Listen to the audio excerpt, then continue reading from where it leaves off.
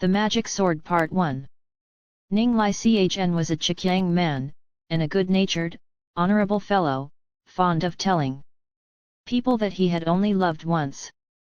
Happening to go to Chinua, he took shelter in a temple to the north of the city, very nice as far as ornamentation went, but overgrown with grass taller than a man's head, and evidently not much frequented.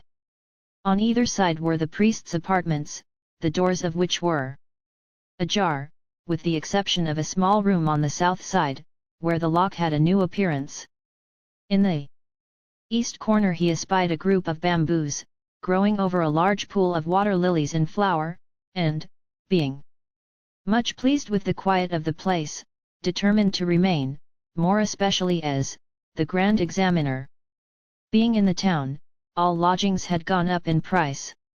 So he roamed about waiting till the priests should return, and in the evening, a gentleman came and opened the door on the south side. Ning quickly made up to him, and with a bow informed him of his design.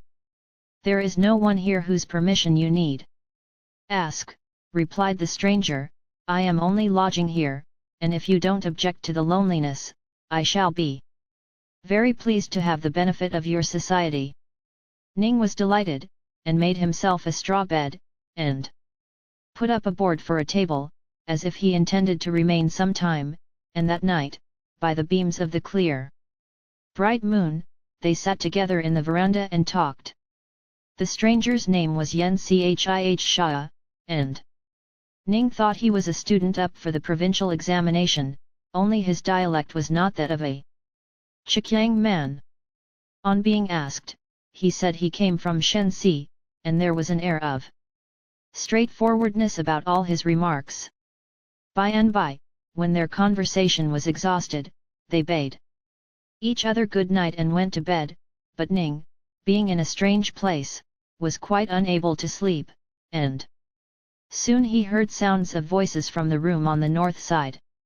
Getting up, he peeped through a window, and saw, in a small courtyard the other side of a low wall, a woman of about 40 with an old maidservant in a long faded gown, humped-backed and feeble-looking.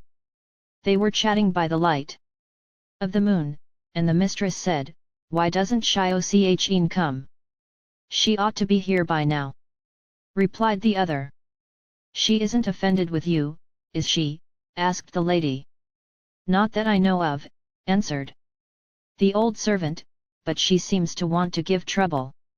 Such people don't deserve to be treated well," said the other, and she had hardly uttered these words when up came a young girl of 17 or 18, and very nice looking.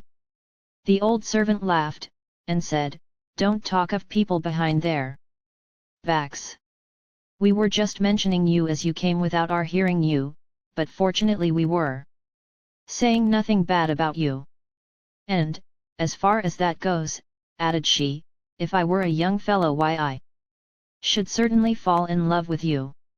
"If you don't praise me," replied the girl, "I'm sure I don't know who will," and then the lady and the girl said something together, and Mr. Ning, thinking they were the family next door, turned round to sleep without paying further attention to them. In a little while no sound was to be heard, but, as he was dropping off to sleep, he perceived that somebody was in the room. Jumping up in great haste, he found it was the young lady he had just seen, and detecting at once that she was going to attempt to bewitch him, sternly bade her begone. She then produced a lump of gold, which he threw away, and told her to go after it or he would call his friend. So she had no alternative but to go, muttering something about his heart being like iron or stone.